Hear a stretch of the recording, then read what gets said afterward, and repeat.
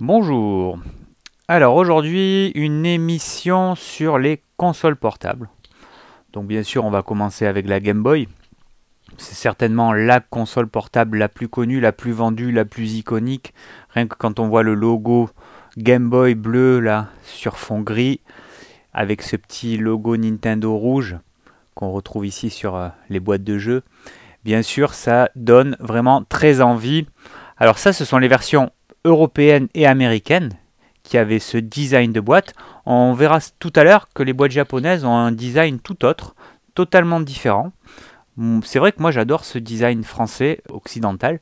Ce logo Game Boy est vraiment mythique. Puis le fait qu'il l'ait mis sur quasiment toutes les boîtes, ça donne vraiment une unité absolument splendide. Je parlais des boîtes japonaises, mais je peux déjà en montrer une ici. Le mythique Tetris. Alors mythique surtout en Europe, puisque la Game Boy, comme on peut le voir ici, alors moi je dis la Game Boy, mais certains disent le Game Boy. Voilà, il y a une petite guéguerre au niveau du nom en France en tous les cas. Pour moi c'est une console Game Boy, donc c'est la Game Boy. Je sais que Nintendo a officiellement dit que c'était le Game Boy, mais voilà mon avis. Donc le pack de Game Boy avec le jeu Tetris. Ça, c'était une idée remarquable de Nintendo. Parce que Tetris, c'était à l'époque en fin des années 80, c'était vraiment le jeu qui a créé la surprise. Une licence obscure venue de Russie qui a conquis le monde entier. Alors ici, on le voit en version européenne, en boîte, ce qui est assez rare maintenant, puisque comme il était vendu en pack avec la Game Boy, ben moi c'est le pack d'ailleurs que j'ai eu, celui-ci. La cartouche était intégrée dans la boîte, donc il n'y avait pas d'intérêt de l'acheter aussi séparément. Et voilà la boîte japonaise, donc on voit déjà que le format des boîtes n'est pas le même. Les boîtes japonaises sont beaucoup plus petites. Mais le format des petites boîtes japonaises est quand même vraiment, vraiment adorable. Je crois que j'ai un autre accessoire bien sympa d'ailleurs. Ici. Alors là, la boîte est grosse parce qu'il s'agit de Tetris avec le câble Link. Donc une édition qui est assez peu connue, puisqu'elle est sortie qu'au Japon sous ce format-là. Donc on peut bien voir quand même la taille, la différence des boîtes entre le jeu tout seul et le jeu avec le câble Link. D'ailleurs, puisqu'on passe devant, ici un magnifique catalogue Game Boy qui est exactement au format de la Game Boy. On peut comparer, hein, puisqu'ici j'ai une Game Boy hop, que j'ai transformé en diorama. Voilà un petit œil dessus. Donc il y a tous les jeux iconiques de la Game Boy. Le Zelda, bien sûr, Awakening, les Pokémon, Mario versus Donkey Kong, qui était un excellent jeu de réflexion. Ouais, surtout, après le reste, c'est des Pokémon. Ce sont des Pokémon. Donc dans ce catalogue, qu'est-ce qu'on a? C'est le catalogue 90-91. On voit ici le tampon du magasin, on ne le voit pas, est un peu effacé, mais c'était le magasin Hobby Flash de Toulouse Centre. Voilà, donc là on retrouve les jeux sortis au début de la console avec le pack. Non, c'est pas le pack. Si, le pack, on voit qu'il y a le jeu Tetris ici. Le fait qu'on pouvait aussi jouer en Link à la Game Boy, ce qui était quand même incroyable aussi à l'époque, la batterie pack et la liste des premiers jeux. Alors, puisqu'on parle des premiers jeux, quand moi j'ai acheté la Game Boy, c'était pas juste après la sortie. J'ai attendu un petit peu avant de l'acheter, puisque moi je faisais partie des chanceux qui avaient la PC Engine GT. Alors je ne vais pas forcément trop en parler aujourd'hui, puisque j'ai fait une émission spéciale sur la PC Engine la semaine d'avant. Cette console magnifique, là qu'on peut voir en version japonaise ici et en version américaine ici aussi, avec leur pack d'accessoires respectifs. Ici le tuner version japonaise, le tuner version américaine. Ça c'est l'adaptateur pour la voiture qu'on retrouve ici aussi. Voilà, à part qu'au Japon il y a encore quelques accessoires supplémentaires qui n'étaient pas sortis forcément aux États-Unis. Bien sûr, puisqu'on parle de la NEC, Là, on a la console portable la plus légendaire de toutes, à mon sens. La PC Engine LT, donc qui était finalement quasiment la même chose qu'une GT, à part que l'écran, ben on peut le voir, hein, c'est simple, on va les mettre à côté. Voilà, on peut voir la taille de l'écran. Celui-là était gigantesque pour l'époque. C'était un des plus grands écrans LCD disponibles sur le marché. Et cette console, ce qui était fabuleux, donc elle était portable, elle était surtout transportable, on va dire. Hein, mais quand on la pliait, elle était quand même, c'était quand même incroyable d'avoir ça dans les mains. Alors maintenant, ça c'est vraiment une rareté. Hein. Cette console, elle est vraiment très très rare avec ce logo légendaire. Là, on la voit en boîte. Pour l'anecdote, c'est un des produits qui était sur ma wishlist lors de mon premier voyage au Japon. C'était vraiment mon rêve d'avoir cette console. Alors, je l'ai eu en 99, donc assez tardivement, bien après la date de sortie. Bien sûr, j'aurais aimé l'avoir lors de sa sortie, mais c'était hors de prix. C'était l'équivalent de 2 mois de salaire, je crois, à peu près. Donc, ce qu'on peut dire aussi de cette console, c'est qu'elle avait le tuner intégré. Donc là, on voit qu'il y a l'antenne ici. Alors que pour la PC Engine GT, il fallait rajouter le tuner. En plus, là, il était intégré. Et donc, ce qu'on pouvait faire, il y avait un accessoire qui est devenu extrêmement rare et que je n'ai pas, d'ailleurs, je crois. On pouvait remplacer la PC Engine blanche ou grise par cette console. Voilà. Et donc, on pouvait jouer à des jeux CD-ROM sur l'écran de la LT. Ça faisait quand même un combo incroyable. Alors ça, c'est quelque chose que je n'ai jamais pu tester, que je n'ai jamais vu tourner d'ailleurs. Voilà pour les consoles NEC. Je ne vais pas en parler plus que ça, puisque j'en ai déjà beaucoup parlé avant. Sauf que, quand même, je crois ne pas avoir parlé de ce petit catalogue, le Turbo Gear. L'équivalent un petit peu du catalogue que l'on a vu tout à l'heure sur la Game Boy, là qui propose tout un tas d'accessoires et de goodies sur la PC Engine. Alors je vois qu'il y a des t-shirts. Alors c'était pas la peine les mecs de faire un t-shirt Bonk avec l'illustration américaine hein, qui est vraiment minable. Par contre là ce t-shirt Turbograph, il est pas mal du tout. Les casquettes, ouais, pas trop mal. Les lunettes, elles sont très années 90, mais c'est sympa. Avec les bons de commande, ça c'est ceux qui ont connu les années 80-90 ont certainement connu les bons de commande. Ça faisait rêver ça d'avoir de passer des commandes comme ça parce qu'on les recevait bien après. C'était toujours un régal. Et donc on voit un petit peu les accessoires et les différents modèles sortis aux États-Unis au début des années 90. Donc ils ont eu aussi le CD-ROM là-bas.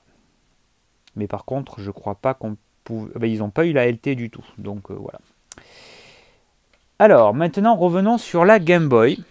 Donc je disais tout à l'heure que ce pack était celui que j'avais eu à la sortie. Enfin, quand j'ai acheté la console début des années 90. Et le premier jeu que j'ai acheté avec cette console... Alors, il y en avait deux. Le premier, c'était Gargoyle's Quest.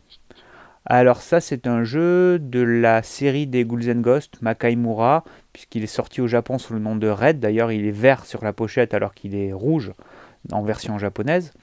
Qui est un jeu mythique de la Game Boy, qui avait été très bien noté, assez difficile, que j'ai jamais réussi à finir, mais qui a marqué la sortie de la Game Boy.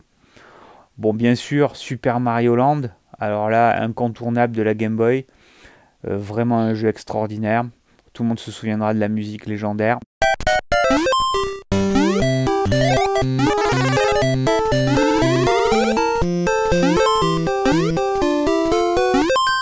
Très très bon jeu qui a été suivi du 2 qui était aussi très très bon, et des Wario Land qui était excellent aussi.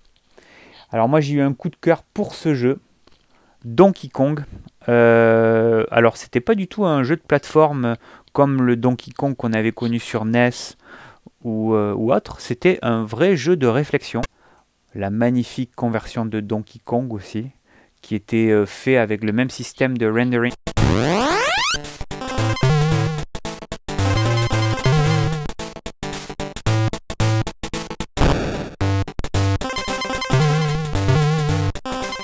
C'est-à-dire des éléments de décor et des sprites qui étaient générés d'abord sur Silicon Graphics, puis après convertis en sprite 2D. Donc on a la version ici Nintendo Classics. Alors là, ici, on voit le premier Mario Kart. Alors non, c'est pas sorti. C'est un custom que j'ai fait. D'ailleurs, je crois même avoir fait le dos de la boîte, si je me souviens bien. Voyons voir ça. Ouais, voilà ce qu'aurait pu être un Mario Kart sur Game Boy. Mais ce n'est pas le cas puisque tout le monde sait que Mario Kart est sorti sous le nom de Super Mario Kart, mais sur, bien sûr, Super Nintendo. Alors après, il y a des jeux mythiques aussi comme les Castlevania, mais bon, moi ça j'y ai pas joué, je l'ai vraiment pour la collection. Alors il y a pareil aussi, il y a une version aussi de Street Fighter 2 qui est plutôt pas mal. Je ne l'avais pas eu à l'époque parce que, encore une fois, moi j'avais la chance d'avoir la GT. Donc quand on avait la GT, on avait la NEC, on avait la possibilité de jouer à Street Fighter 2 en couleur, qui était une conversion incroyable, quasiment parfaite de l'arcade pour une console 8-16 bits. C'était quand même fou pour l'époque. Donc bon, là on est loin, hein, on est très très loin de la version arcade sur cette version, mais quand même c'était plutôt une bonne conversion.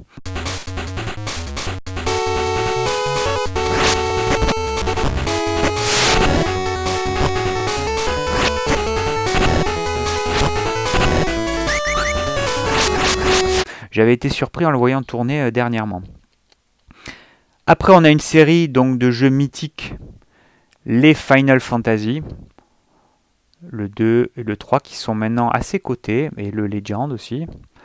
Bon, moi je les ai pas fait parce que là c'était vraiment de la 2D trop basique pour moi qui était en train de jouer à la même époque à des jeux comme Final Fantasy 4 sur Super Famicom. C'était difficile de revenir à des jeux aussi moches graphiquement. Parce que c'était quand même pas beau, hein, il faut quand même le reconnaître. Mystic Quest aussi, c'était quand même très pauvre graphiquement. Ah oui, j'avais eu ça aussi. Dr. Franken. Alors, je crois que je n'ai pas gardé un souvenir extraordinaire de ce jeu. Je ne sais plus s'il était bien ou pas, mais bon, voilà. Prophecy, c'est un RPG que j'ai rentré dernièrement. Et Cool Spot, qui est un jeu que j'avais adoré sur Mega Drive, mais que j'ai que pour la collection. Après, il y a une petite... un petit jeu là qu'on n'a pas l'habitude de voir, Les Visiteurs, parce que c'est une exclue France, un jeu qui était sorti donc pour la France par Ubisoft. Je crois que c'est assez mauvais. Bon, pas grand chose à espérer d'une licence de film hein, sur Game Boy de toute façon. Donc voilà pour la Game Boy européenne. Avant d'aller voir les versions japonaises des jeux, on peut parler de sa concurrente directe, la Sega Game Gear. Alors ici, avec un magnifique display ou PLV de la console géante qui se trouvait dans le magasin Pixisoft, donc la réplique que j'ai réalisée ici du magasin, que j'ai montré de nombreuses fois. C'est le patron de ce magasin qui me l'avait gracieusement offerte, donc elle a une valeur sentimentale assez énorme pour moi. On voit à côté aussi une magnifique PLV Sonic, ainsi que le pack Game Gear Sonic. Alors, sur la Game Gear, qu'est-ce qu'on peut dire déjà? Déjà, on peut regarder ce diorama que j'ai fait du jeu Aladdin. Ça, c'est du custom. On avait parlé aussi du fait qu'on pouvait faire tourner les jeux Master System sur la Game Gear, ce qui était quand même extraordinaire pour l'époque. Ça donnait, on pouvait faire tourner tous ces jeux. Hein. Tous ces jeux, je crois qu'ils étaient quasiment tous compatibles. La Game Gear version européenne, avec cette espèce de quadrillage gris, qui reprend bien sûr le quadrillage de la Master System, qui lui était blanc. Avec des jeux de très bonne qualité, comme ce Wonder Boy, qui est l'adaptation, enfin la conversion du jeu sur Master System Wonder Boy 3 The Dragon's Trap, qui était un chef-d'œuvre de la Master System. Donc, très bonne conversion. Wonder Boy, celui-là c'est sans intérêt puisque c'est le premier en skate. Et les Shinobi étaient excellents sur Game Gear. Très bonne qualité avec des épisodes totalement inédits et des musiques de Yuzo Koshiro. Notamment, il y a des reprises des thèmes principaux comme les thèmes des boss en version 8 bits qui sont vraiment sympas. Bon, Virtua Fighter The Animation, c'est une conversion 2D qui n'a aucun intérêt. Alors, par contre, donc ça c'était pour les boîtes européennes. Et les boîtes américaines, moi je les adore, notamment les premières. Alors on peut voir, il y a plusieurs types de design. Il y a celle-ci où on voit le Game Gear en bas sur fond noir, que je trouve magnifique. Et il y a aussi celle-ci, avec un autre design, mais pas mal non plus. Bon, le Sega là, qui est un peu... qui sort un peu du cadre, c'est pas très joli. Par contre, les illustrations des jeux sont vraiment magnifiques. Sonic 1, Sonic 2, Prince of Persia aussi, très belle boîte. Il y a aussi la boîte de Vampire qui est très belle, pardon. Mortal Kombat 3, Dragon Crystal, un excellent Zelda-like. Et bien sûr Castle of Illusion, adapté du chef-d'œuvre de la Mega Drive. Donc voilà pour la Game Gear. On va faire un petit tour maintenant sur les jeux japonais. Donc la Game Gear en version japonaise, ça c'est, je crois ne pas me tromper en disant que c'est la première version de boîte avec ce logo avec les 3 couleurs rouge, vert et bleu que j'adore.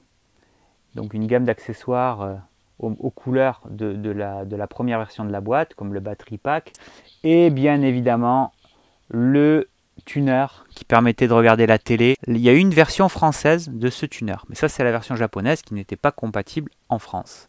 Et puis le câble Link, voilà. Alors après la Game Gear, elle a eu des versions en couleur ou des packs spéciaux absolument magnifiques. Notamment mes préférés, ce sont les jaunes, enfin la console jaune, je la trouve sublime, la bleue qui est peut-être la plus rare, et la rouge, peut-être la plus commune de ces couleurs. Et Sega avait sorti il y a 3 ou 4 ans en arrière des mini Game Gear. Alors on en voit une ici, avec des jeux intégrés, donc on ne pouvait pas bien sûr mettre de cartouches à l'intérieur, mais bon, c'était injouable hein, parce que l'écran trop petit, mais c'était vraiment tellement mignon. Ces versions micro même. Avec 4 jeux intégrés, dans celui-ci, il y a les Shining Force notamment. La bleue aussi, pareil, qui est sortie en version micro. La rouge en version micro. Et il y a eu une version micro noire aussi. Et également avec la mini loop. On a eu aussi un pack de Magical Knight Rares, qui est tiré d'un manga de Clamp, avec une magnifique boîte. Le pack Virtua Fighter Mini, donc il y avait une espèce de Virtua Fighter en 2D, bon ça c'était très moyen. Là c'est la version Coca-Cola qui est très rare, mais malheureusement je n'ai pas la boîte. C'est une des seules que je n'ai pas en boîte. Et puis après 2 autres packs ici avec le pack Sonic 2 et Sonic Drift, qui est un petit jeu de bagnole type Outrun. Sonic 2, j'adore la boîte aussi. Et il y avait même cet accessoire, le Car Antenna, qu'on voit au-dessus des boîtes, qui permettait de capter la télé, je pense. Alors au niveau des jeux, ici je les ai présentés de cette manière. Quelques jeux sur la tranche en haut, puis après les meilleurs jeux ici en facing. Donc, il y en a pas mal. Quels sont les remarquables? Il y a les Shining Force, bien sûr. Alors déjà, avant de parler des jeux remarquables, on peut voir qu'il y a 2 designs de boîtes différents. Un design avec l'illustration et le petit logo, ici. Et puis, il y a une autre version plus récente, avec un énorme logo Game Gear et l'illustration. Alors là, cette boîte, par exemple, pour moi, c'est tellement magnifique. J'adore tellement ces boîtes japonaises. Final Conflict. Ici, on a Shining Force, donc 1 et 2. À l'Est aussi, qui était un très très bon jeu. Alors ça, les Phantasy Star, les boîtes, elles me font craquer. Alors moi qui étais un gros fan de la version Master System, que l'on peut voir ici en version japonaise, donc édition Mark III, qui est déjà totalement sublime. Et là, on avait donc, c'était des jeux entre le jeu de rôle et Adventure Novel, je crois que ça s'appelle comme ça, c'est-à-dire une aventure textuelle. Les Shinobi qu'on avait vu en version française, ici en version japonaise, et les Streets of Rage, le 1 et le 2, qui deviennent assez rares maintenant sur Game Gear. Une d'assez bonne conversion des versions Mega Drive d'ailleurs.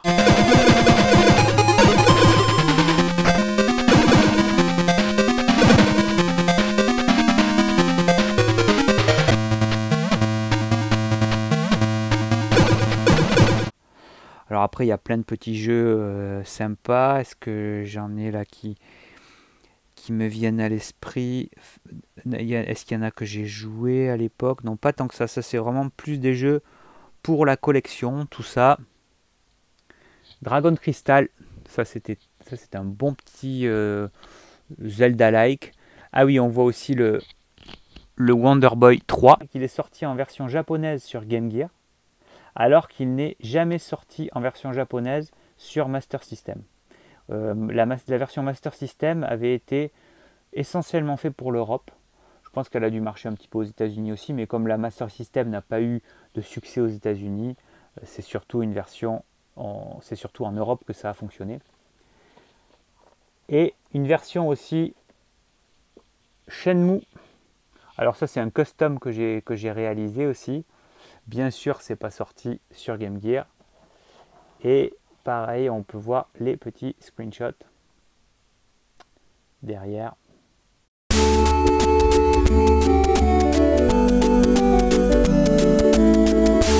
Voilà pour quelques jeux japonais, mais il y en a d'autres.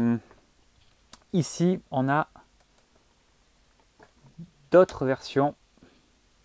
Alors, déjà, on a des versions américaines. La dernière version avait cette bande violette sur le côté. Là, c'était violet pour la Game Gear américaine, avec des jeux assez sympas comme Jungle Book, Lion King, Aladdin et surtout Shining Force.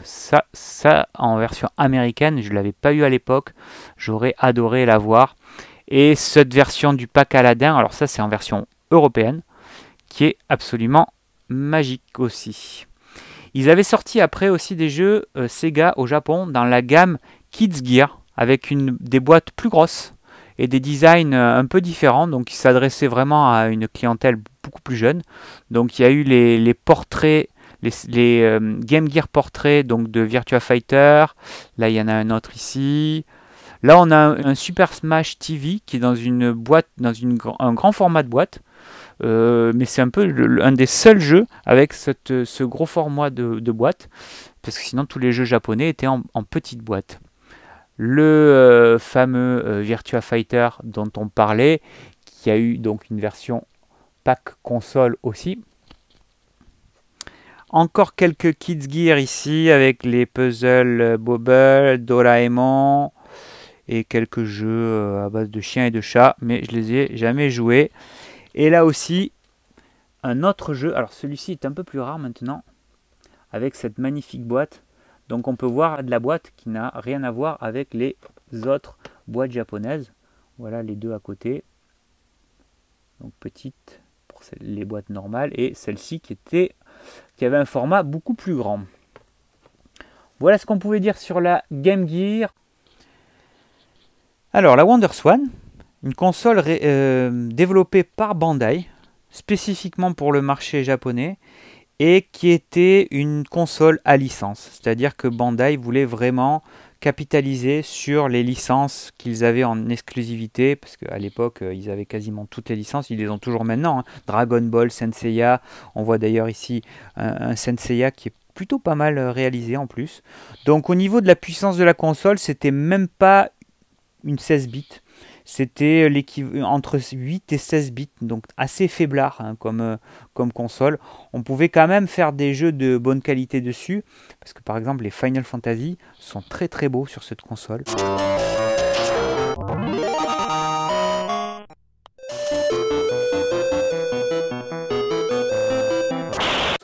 Alors peut-être que c'est quand même, ça se rapproche d'une 16 bits quand même. Je dis 8 bits, mais non, quand même pas. Au niveau de la palette de couleurs, on est plus sur du 16 bits. Et les Final Fantasy 1 et 2 étaient vraiment magnifiques. D'ailleurs, on a eu la chance, enfin les Japonais ont eu la chance d'avoir des versions boîte avec console. Donc voici le 1. On voit ici donc la console et le jeu étaient rangés ici. Je l'ai sorti pour le mettre en avant ici. Pareil pour le 2. Alors c'est une console, comme je disais, qui a eu énormément de licences. Il y a Capcom aussi qui a développé des jeux dessus, notamment un Mega Man, mais je crois qu'il qui est pas terrible. Par contre, Square a développé plusieurs jeux, donc on parlait des Final Fantasy, c'est ça qui avait porté le succès de la console d'ailleurs, c'était les titres les plus emblématiques. Ils ont fait aussi ce jeu Wild Cards, je crois pas que c'était un grand jeu ça de mémoire. Il faut savoir aussi que là je vous montre les jeux WonderSwan Color, mais au début la WonderSwan est sortie dans une version noir et blanc comme la Game Boy quasiment, et avec ce format de boîte. Donc on voit bien la différence avec là ici le logo WonderSwan sur le haut de la boîte, ça veut dire que ce sont des jeux en noir et blanc. Je vais en prendre un, par exemple Choaniki, qui est un shoot'em up délirant avec des mecs en slip. On voit bien que ça se rapproche vraiment de la Game Boy. Alors à part que c'est plutôt gris les pixels, alors que sur Game Boy c'était plutôt verdâtre. Donc ça c'est pour les versions noir et blanc, et après on a eu les versions couleur, c'est clairement écrit dessus, WonderSwan Color. Donc les versions noir et blanc et couleur. Maintenant les consoles deviennent assez rares WonderSwan. Là j'ai une version aussi de Beatmania, le célèbre jeu de musique de Konami. C'est un accessoire qui permet donc de jouer avec cette espèce de mini platine DJ. Un shoot avec une figurine Renegal Dim. Je crois pas que le shoot soit légendaire, mais c'est pas mal. Uzumaki, ça c'est un jeu qui est tiré d'un manga assez obscur, mais qui a eu pas mal de succès au Japon, avec une boîte assez belle, j'adore cette boîte. Et un jeu, alors je pense que c'est un jeu textuel aussi. Alors après là, ça ce sont les deux jeux les plus rares de la console. Donc Dicing Knight, Judgment, Silver Sword.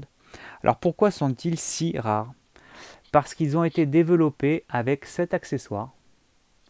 C'est un kit de développement que Bandai avait créé en 2000 pour pouvoir laisser aux personnes qui le désiraient développer des jeux sur cette console.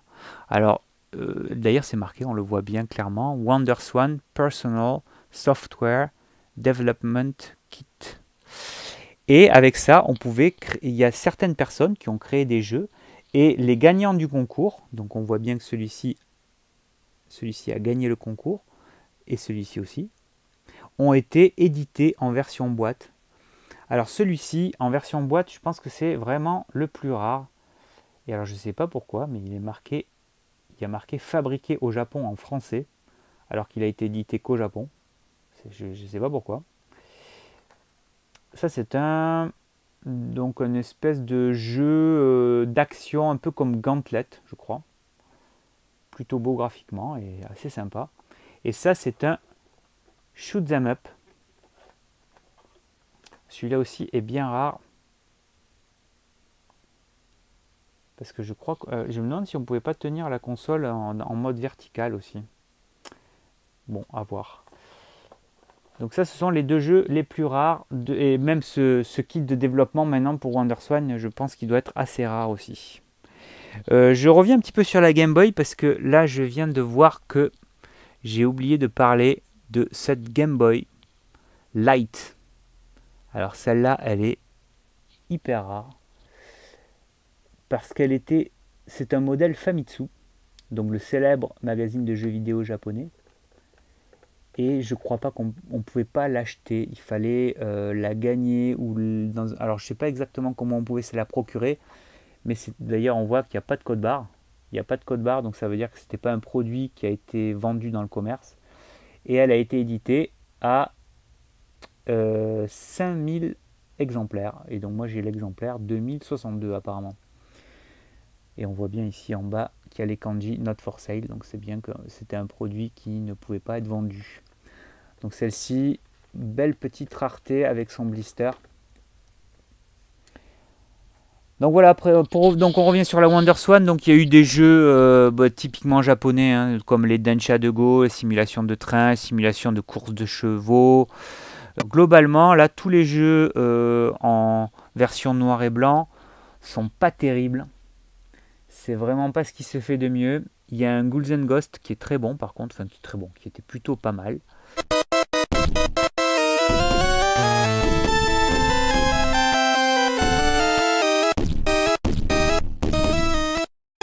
Il y a une conversion aussi du jeu Romancing Saga, qui est une série culte de la Super Famicom.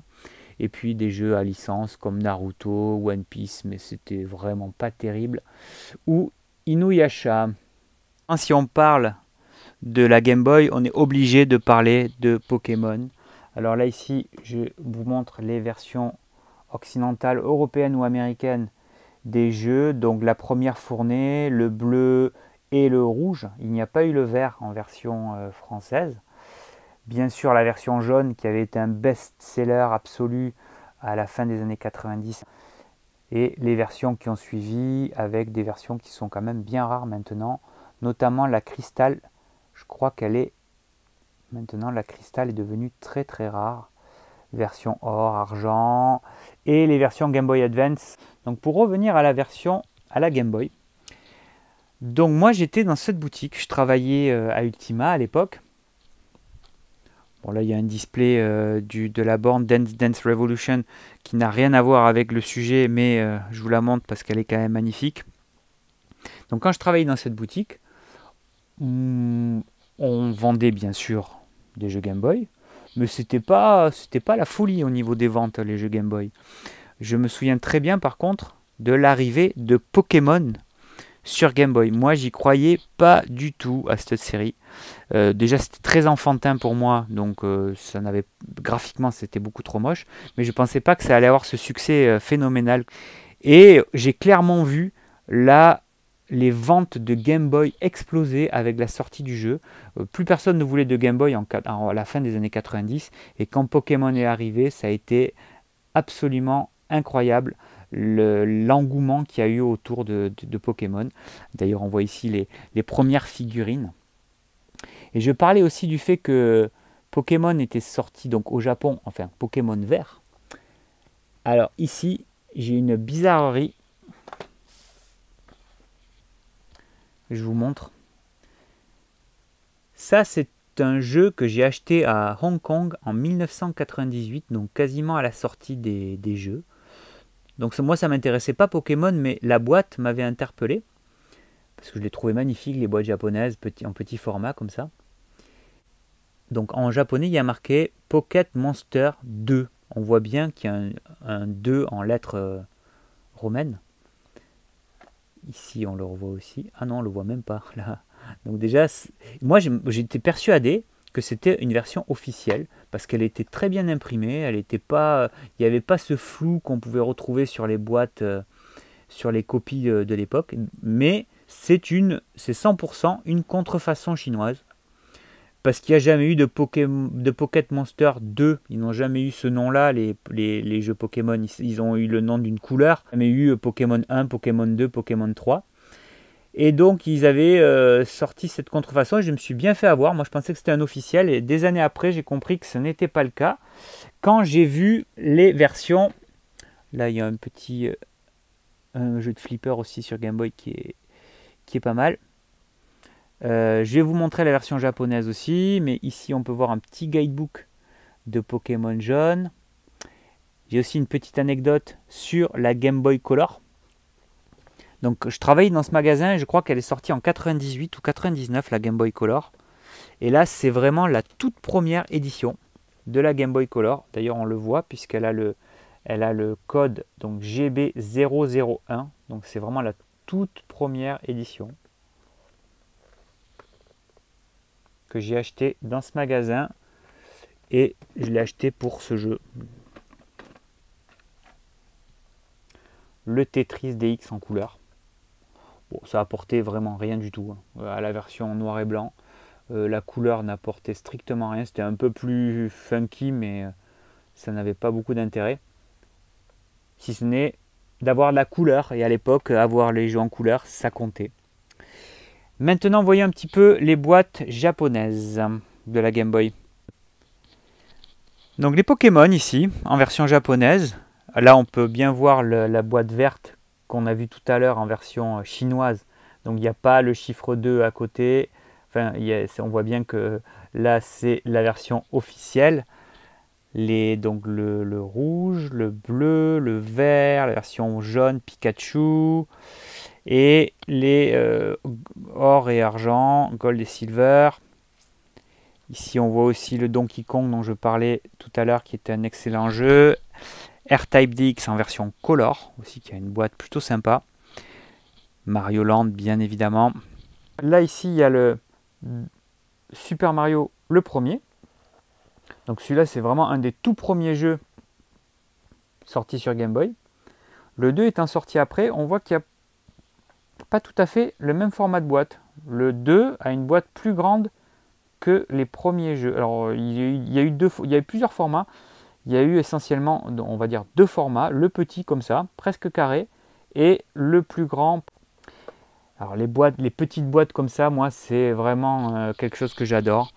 Les illustrations sont mythiques. Alors, on voit un Senseiya. Là, alors celle-là, la boîte, elle est tellement belle.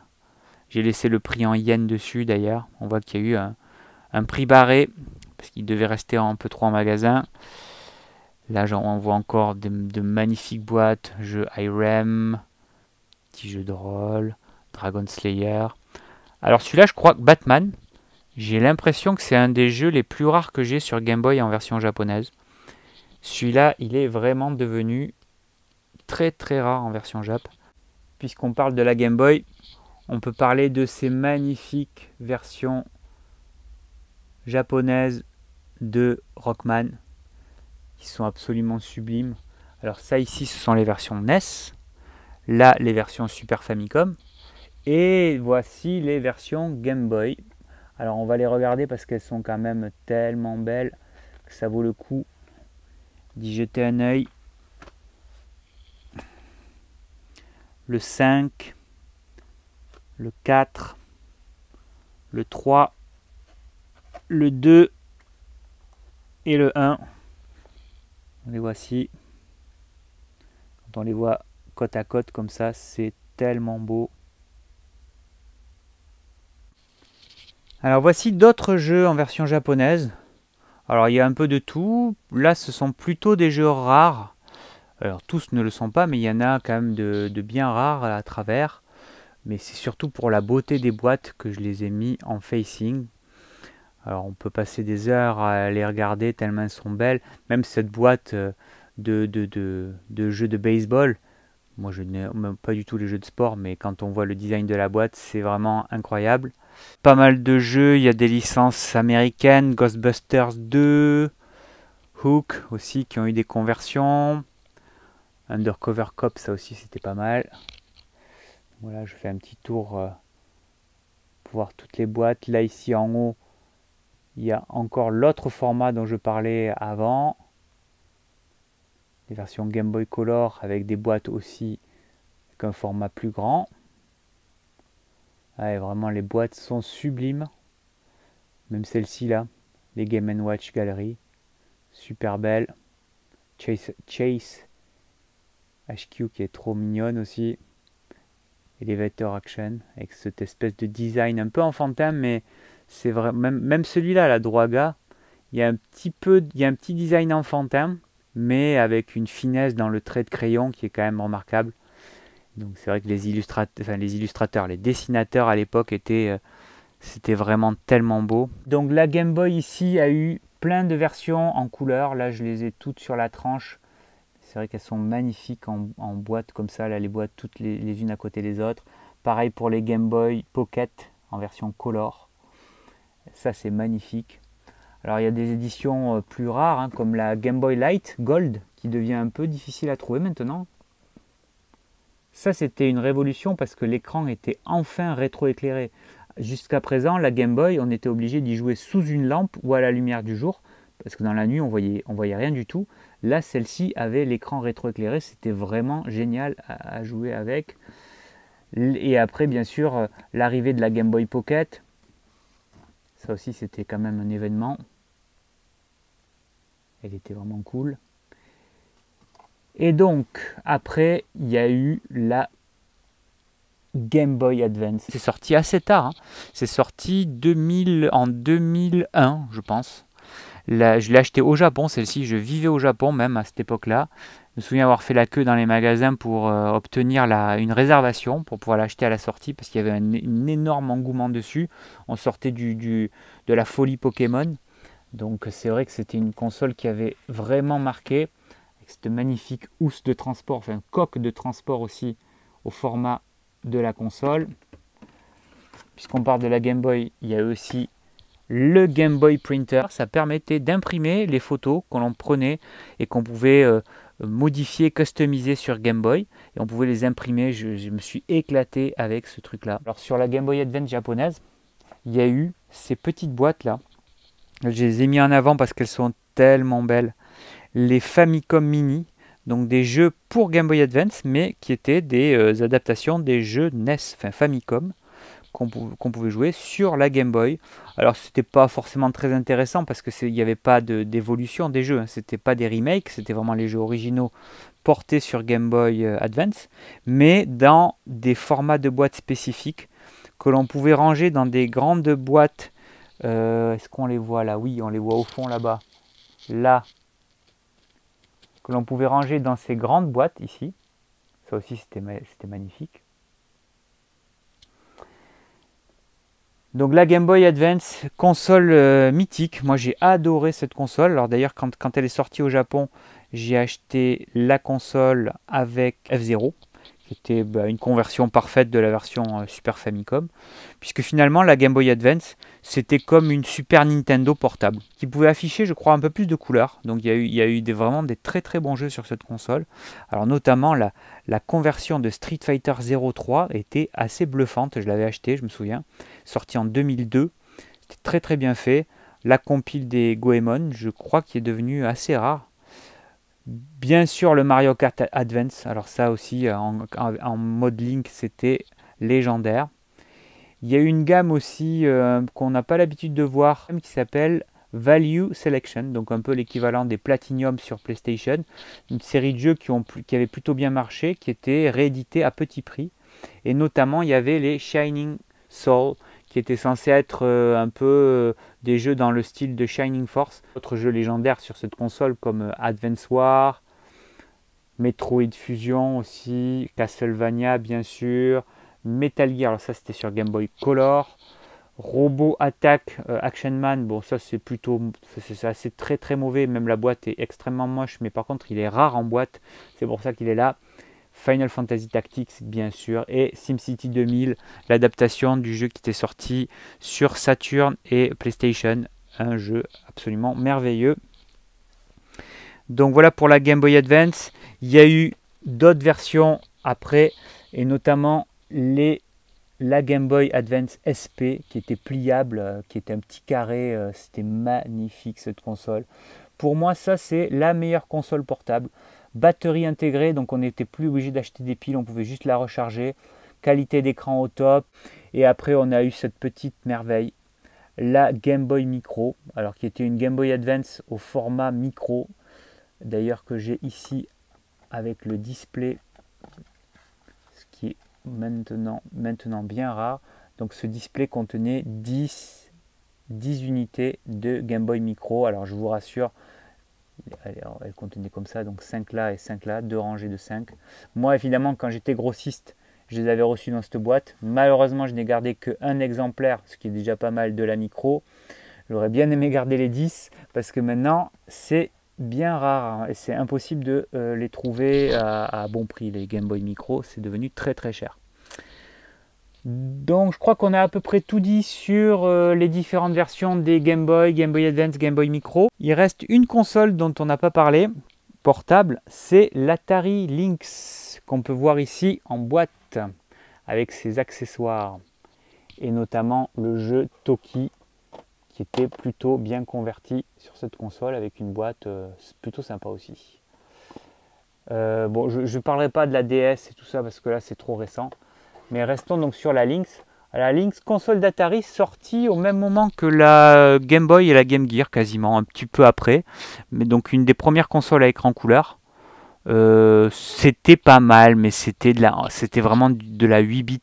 Donc graphiquement, bon, c'était pas terrible non plus. Il y a quand même eu quelques jeux sympas sur cette console. Donc, je les ai mis ici en display. Qu'est-ce qu'il y avait de bien? Alors moi, le jeu qui m'a marqué bizarrement sur cette console, c'est Slime World, qu'on voit ici, qu'on pouvait trouver aussi sur Mega Drive.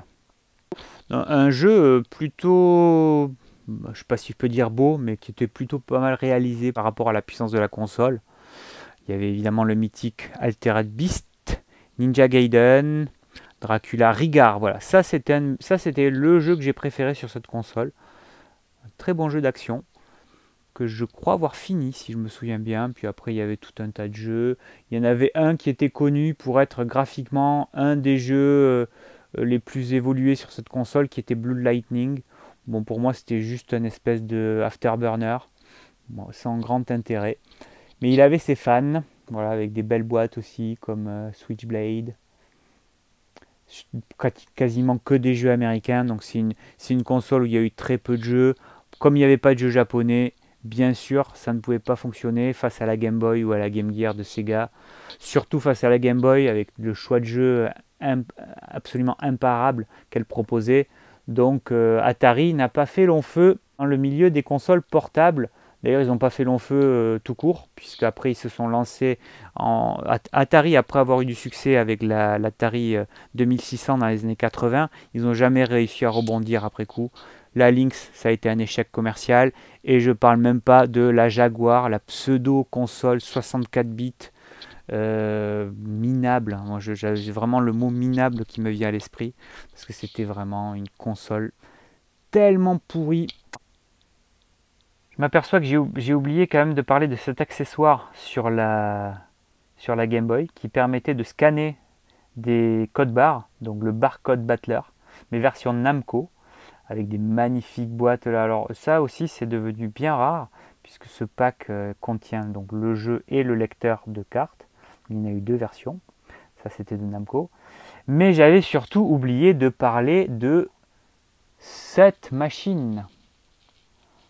La Virtual Boy qui devait succéder à la Game Boy avec un nouveau concept de jeu en 3D. Comment décrire ça? Bon, déjà un échec tonitruant commercialement. Je crois que c'est le plus gros échec de Nintendo. Jamais une console aura un si mauvais accueil. Alors il y a quand même eu quelques jeux sortis sur cette console. Alors là on voit les trois les plus rares ici. Virtual Lab, Space Invaders et le Gundam Dimension War. Donc ça c'est vraiment des raretés. Ça ne veut pas dire que ce sont des bons jeux, ils sont juste rares. Et ici quelques autres jeux un peu plus basiques.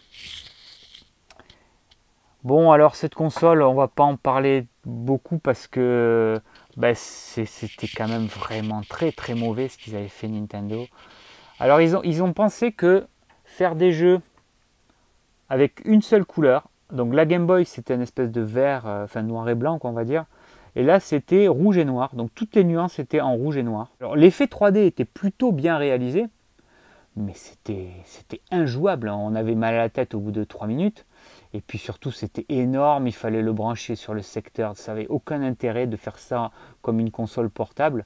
Ouais, ils ont tenté un truc, je crois que le créateur de la Game Boy ne s'est jamais remis de cet échec d'ailleurs. Alors il y a eu des jeux aussi avec un espèce des dungeon scroller, donc on pouvait se balader dans des espèces de donjons en 3D. Mais bon, il y a aucun jeu vraiment bon sur cette console. Alors, il y a quand même un bon jeu sur cette console. C'était Wario Land. Il était bien réalisé. C'était un bon petit Mario. Alors, pourquoi j'ai 3 exemplaires? Parce qu'un jour, quand je vivais au Japon, ben, à force de me balader dans les boutiques, il y avait toujours des bonnes affaires. Et un jour, je suis tombé sur un bac de déstockage où il y avait, là j'en ai pris 3, mais il devait y en avoir au moins une trentaine, à des prix ridicules. Alors maintenant, bon, c'est pas le même prix, hein, surtout en neuf. C'est un des seuls jeux que j'ai en 3 exemplaires en neuf. Je trouve ça tellement beau là de les mettre les uns à côté des autres. Et qu'est-ce qu'il y a eu d'autre? Ben, il y a eu le Mario Tennis, il y a eu le Mario Clash. Bon, des jeux vraiment sans intérêt. Ouais, une console, une pauvre console. Là aussi, on voit une belle sélection de jeux Game Boy Advance, puisqu'on en parlait un petit peu tout à l'heure, avec Gunstar Heroes, R-Type, le Lunar que j'ai fait en entier. Je me suis régalé. Très très bonne version. Shining Force, une conversion du jeu Mega Drive mythique. Lufia, un petit RPG. Alors Golden Sun, ça c'était vraiment le gros jeu de rôle de la console. Un jeu inédit à la Game Boy Advance qui était vraiment fantastique. Et puis ces compiles aussi de jeux Mario. Là on les voit les unes à côté des autres, le 1, le 2, le 3 et le 4. Mythique, surtout celui-ci. Yoshi Island. Moi j'y avais pas rejoué depuis à l'époque quand j'ai eu la Game Boy Advance. J'avais pas rejoué à la version Super Famicom depuis un moment. Et là de le refaire sur Game Boy Advance, c'était sublime. Même les Castlevania étaient très très beaux. Bon, la boîte est superbe aussi. Cette boîte de Shining Force aussi est superbe. Je m'aperçois que j'ai oublié de parler de la Neo Geo Pocket. Parce que à la fin des années 90, SNK avait décidé de se lancer sur le marché de la portable, suite au succès de la Game Boy et des Pokémon. Ça leur a donné des envies. Et donc de sortir leur jeu en version portable. Mais je ne vais pas en parler aujourd'hui, puisque je vais faire une émission spéciale sur la Neo Geo prochainement. Donc je profiterai de cette occasion pour parler de la Neo Geo Pocket. Voici la version color et voici la toute première version que j'ai eue au magasin. Voilà, là cette fois je crois qu'on a à peu près fait le tour de toutes les versions des consoles portables du marché. Et à très bientôt.